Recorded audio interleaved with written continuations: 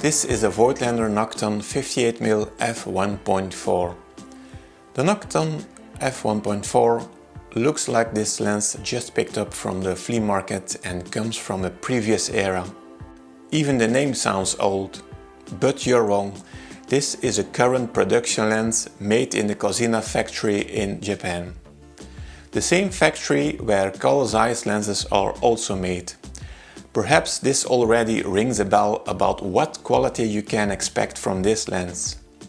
At first the 58mm length seems a bit odd, but I actually fell in love with this length. It's just a little shorter than the standard 50mm, but still wide enough on a full-frame camera. This lens is roughly based on the design of a Nikon S lens from the late 60s, including the typical rabbit ears.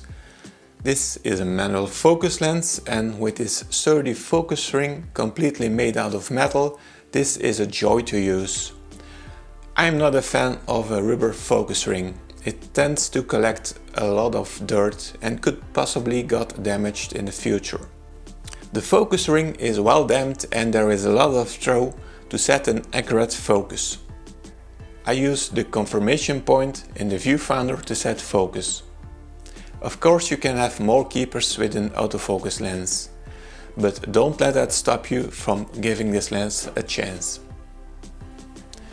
To put the lens on the camera, you need to align the black stripe in the middle of the lens with the white dot on the Nikon camera.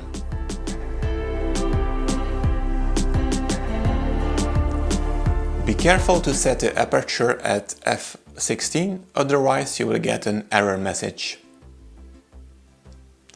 Now you can electronically control the aperture with your camera's command dial. You can therefore also use this lens on the cheaper Nikon D3000 and D5000 series. This full-frame lens comes with a built-in CPU for electronic communication with the Nikon cameras.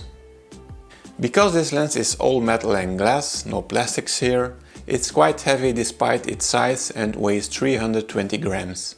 There is also lead in the glass that makes the weight go up. But more about the lead in the glass later in this video. Of course you can say that the lens performs well or badly, but you have to compare with something to have an evaluation. Otherwise a review makes little sense, I think. Most photographers have a nifty 50 lying around somewhere. That's why I compare the Voigtländer 58mm with the Nikon 50mm f1.8 G lens. This way you can decide for yourself whether this lens is worth its money.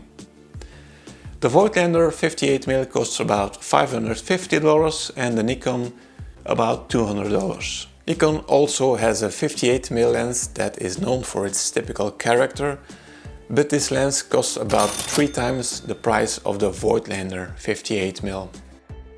For this comparison, the pictures were taken with a Nikon D810. This is a 200% magnification to make things clear on YouTube.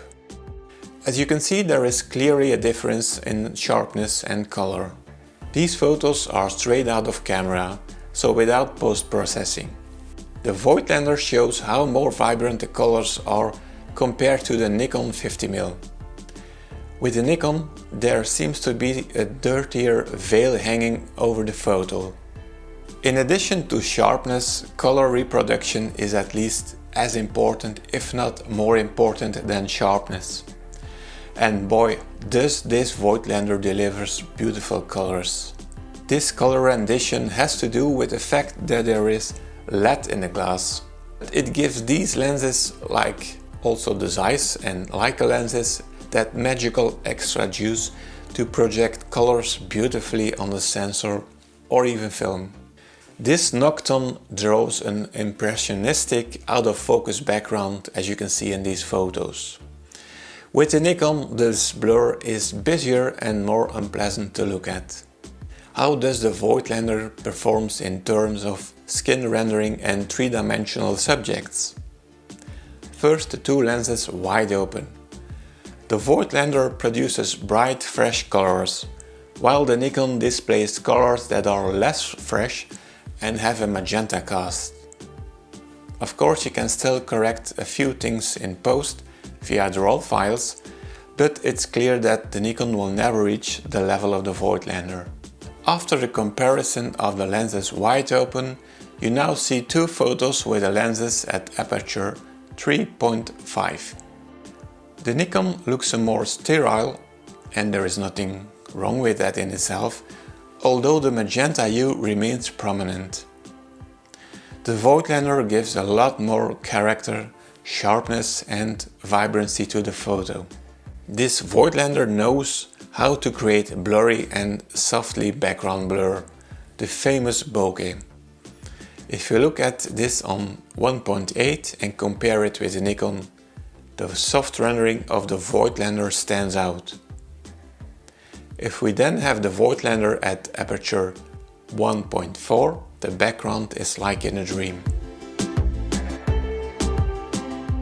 I also compare this lens to the Nikon 60mm macro lens. This lens has a maximum aperture of 2.8. As you can see, the Voigtländer also beats this lens.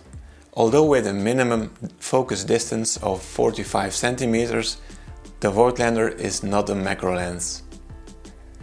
The Voigtländer gets much more depth in this image of a sweet pea.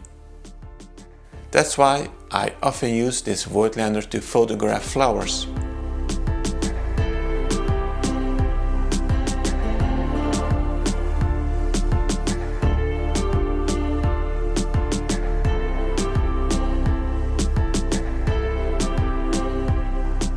As you can see in this photo, the Voigtländer 58mm also has the power to represent the subjects in a strong three-dimensionality.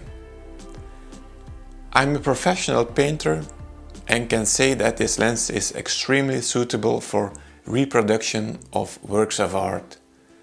The colors are displayed very accurately. Here you can see some paintings I photographed with this lens.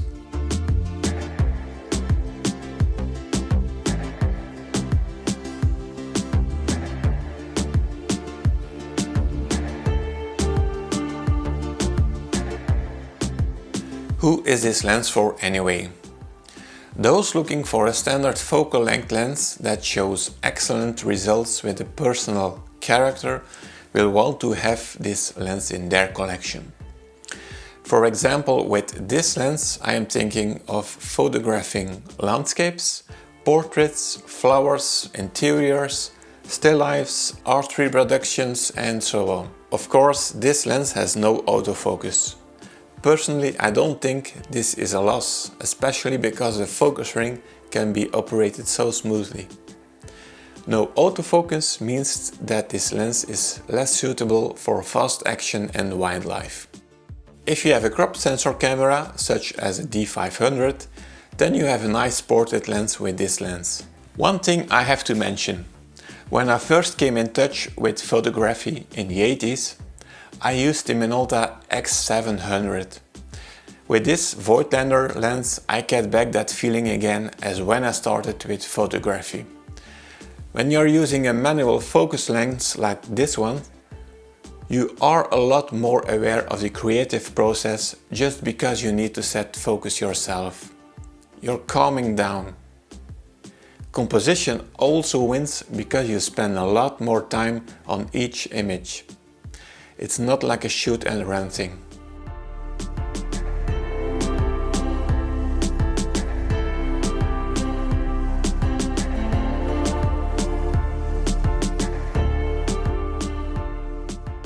This lens has a maximum aperture of f1.4. If you have a fast lens like an f1.4, you don't always have to use it fully open. But at least you do have the option to use it artistically as well as in dark scenarios when it's needed. Is this lens worth its price? I think it is. This lens is stunning, made like a tank, and trust me, you won't regret buying this lens. When you realize that the original Nikon 58mm Nokt manual lens, which was introduced in 1977, is currently for sale for between $3,500 and $4,000 second-hand, then this Voigtländer is a bargain for about $500. Once you have used this lens, you simply discover a new standard. You immediately feel that this lens will last longer than yourself or the plastic $1,500 Nikon 58mm. I definitely recommend this Voigtländer 58mm.